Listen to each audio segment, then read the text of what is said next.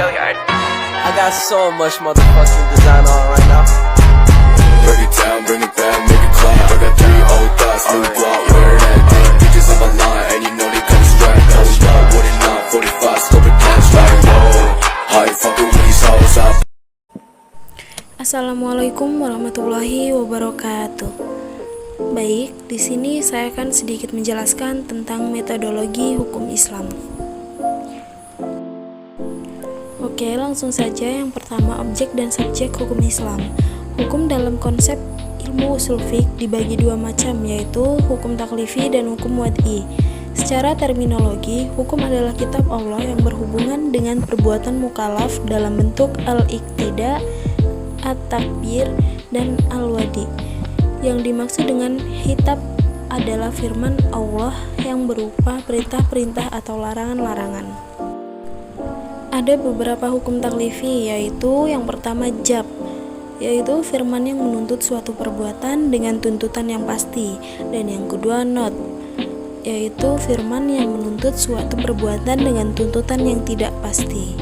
Menurut ulama Hanafiyah, hukum taklifi dibagi menjadi 7, yaitu fardu, wajib, tahrim, karohah tanzih, nab, dan ibahah.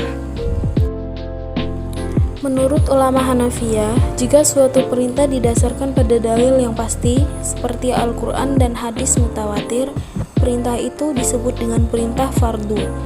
Akan tetapi, jika perintah itu berdasarkan pada dalil yang zanni, perintah itu dinamakan wajib.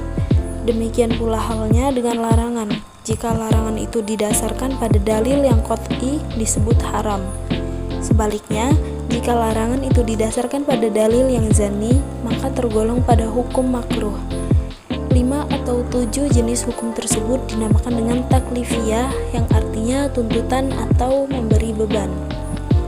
Taklifi disebut pula sebagai jenis perbuatan hukum wad'i, ialah firman Allah yang menjadikan sesuatu sebagai sebab adanya yang lain, atau sebagai syarat yang lain, atau sebagai penghalang adanya yang lain.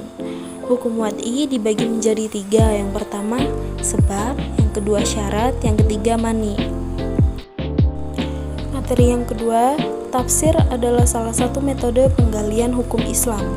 Al-Quran dan Sunnah diyakini sebagai sumber hukum Islam, kemudian nas-nas yang terkandung di dalamnya ditunjukkan untuk mukallaf. Maka untuk mempermudah pelaksanaan hukum yang dimaksud, upaya ulama di bidang usul fiqh dan bidang fikih mulai menggunakan pendekatan rasio dalam menggali makna dan maksud yang dikandung oleh kedua sumber hukum tersebut. Meskipun nas Al-Quran dan Sunnah telah muhkamah, campur tangan akal tidak dapat dielakkan. Al-Quran sebagai sumber hukum Islam, ada kalanya ayat-ayat tersebut saling menafsirkan karena adanya munasabah al-ayah, tetapi tidak jarang ayat-ayat tersebut membutuhkan hadis yang untuk menjelaskan atau melalui pendekatan ijtihad yang sepenuhnya menggunakan rasio. Dan materi yang terakhir, ijtihad adalah sebagai metode penggalian hukum Islam. Ijtihad berasal dari kata jahda, artinya al-maqayah, sulit, berat, susah, atau sukar. Menurut Rahmat Syafi'i, secara etimologis kata ijtihad artinya kesulitan dan kesusahan, juga diartikan dengan kesanggupan dan kemampuan. Kata juhda yang selanjutnya menjadi ijtihad diartikan sebagai pekerjaan yang dilakukan dengan sungguh-sungguh dan mengarahkan semua tenaga. Ijtihad ialah usaha maksimal untuk mendapatkan sesuatu. Jika tidak sungguh-sungguh, tidak dapat disebut ijtihad, melainkan takfir, berpikir biasa dan sederhana. Abdul Wahab Khalaf mendefinisikan ijtihad menurut ulama usul, yaitu mengerahkan daya dan kemampuan untuk menghasilkan hukum syara dari dalil-dalil syara yang terperinci.